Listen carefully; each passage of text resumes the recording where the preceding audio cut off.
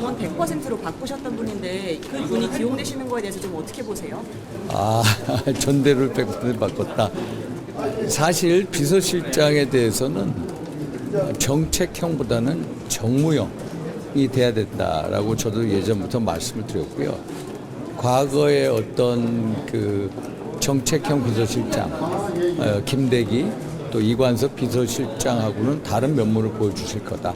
특히 대통령께서 최근에 정치한 대통령 되겠다.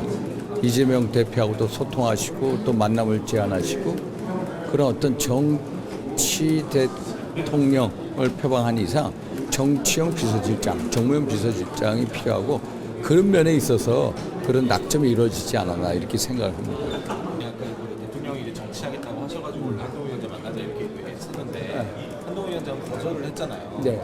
그건 좀 어떻게? 그래서 저는 좀 의외스러워요. 한동훈 위원장이 당연히 비대위원장하고 함께 가서 이제 만남이 자리를 하는 게 당연한 건데 저는 좀 그거는 좀 의아하게 생각합니다.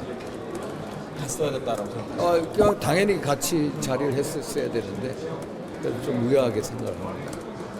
그 총선 참패 이후에 이제 한동훈 위원장의 책임론을 두고 당에서 왈가왈부 얘기가 많은데 이런 얘기가 나오는 거에 대해서 좀 어떻게 보세요? 정치는요 결과 책임이에요. 결과. 우리 당의 비대위원장 대표 대행을 하셨지 않습니까? 이 총선 참패 당연히 책임이 있죠.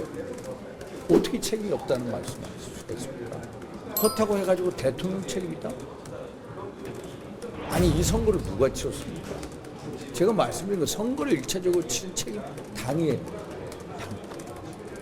예를 들어서 문재인 대통령 때도 여러 가지 뭐 당 내부 여러 가지 얘기가 있지 않습니까? 그럼 민주당이 어떤 전략이나 메시지 정책을 가지고 치르는 거예요. 그러면은 저는 뭐 한동훈 위원장이 와서 잘하리라 봤어요. 왜? 대통령하고의 깊은 신뢰가 있기 때문에 야 진짜 우리가 한번 기대해볼 만하다. 제가 방송 나가서 그런 얘기했어요. 그런데 뭐 대통령이 어떻다 뭐 자꾸 얘기를 하잖아요. 아니 대통령에 대해서 만약에 그런 식이었으면 설득을 하고 같이 논의하고 그게 깊은 신뢰관계 아닙니까? 옛날 전두환 노태우 두 분 대통령 어떻게 했습니까? 6.29라는 작품을 만들어내지 않았습니까? 충분히 그런 깊은 신뢰 관계 속에서 돌파구를 열었는데 결국은 당이 하지는 못한 거 아닙니까? 1차적 책임은 당에 있는 거예요. 자꾸 왜 대통령한테 책임을 돌립니까? 안 그렇습니까? 당이 가가지고 대통령이 잘못하는 거에 대해서 대통령이 이렇게 해 주십시오. 아니 사실 이재명 대표 만나지 않습니까? 안 그래요? 이거에 대해서 당에서 누가 말씀을 드렸습니까? 안 하셨어요. 그런데 변화하시잖아.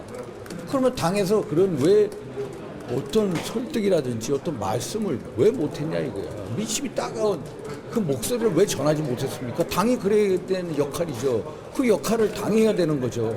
당이 선거의 일차적 책임이죠. 왜 대통령 탓을 하냐 이거예요. 그건 아니다라는 거예요. 그래서 저는 그런 말씀드립니다. 됐죠? 모두 발언 때 이재명 대표 대통령께서 만나시기로 한 거 이제 당이 그러니까 당에서 먼저 아니 하는 거 당에 아니에요? 예를 들어서 여기 이 당에서 이재명 대표 만난다는 거 이렇게 기대한 사람 별로 없었어요. 저는 기대했어요. 사실 기대했고 그런 식으로 여러 차례 이렇게 통으로 말씀드리고 했는데 이런 식으로 대변화가 이루어져. 근데 당이 그 기존에 갖춰진 테두리에서 그대로 안주한다 그건 아니에요. 지금이야말로 대통령이 저렇게 정치하겠다 변화를 한 이상 당이 더 먼저 선제적으로 변화를 해야 됐다라는 말씀이에요. 근데 그 당이 이제 몰랐고 우리 당을 먼저 만나달라라고 이야기했다고 아까 말씀하셔가지고 네? 그 용산에 전달이 된 건가요? 저는 뭐 여러 통로로 항상 선제적으로 말씀을 뭐 여러 통로로 당 지도부에서는 아마 뭐 모르겠어요 저는. 예, 그거는 모르겠어요. 그걸 알았는지 몰랐는지 하여튼 됐죠? 이제 가겠습니다.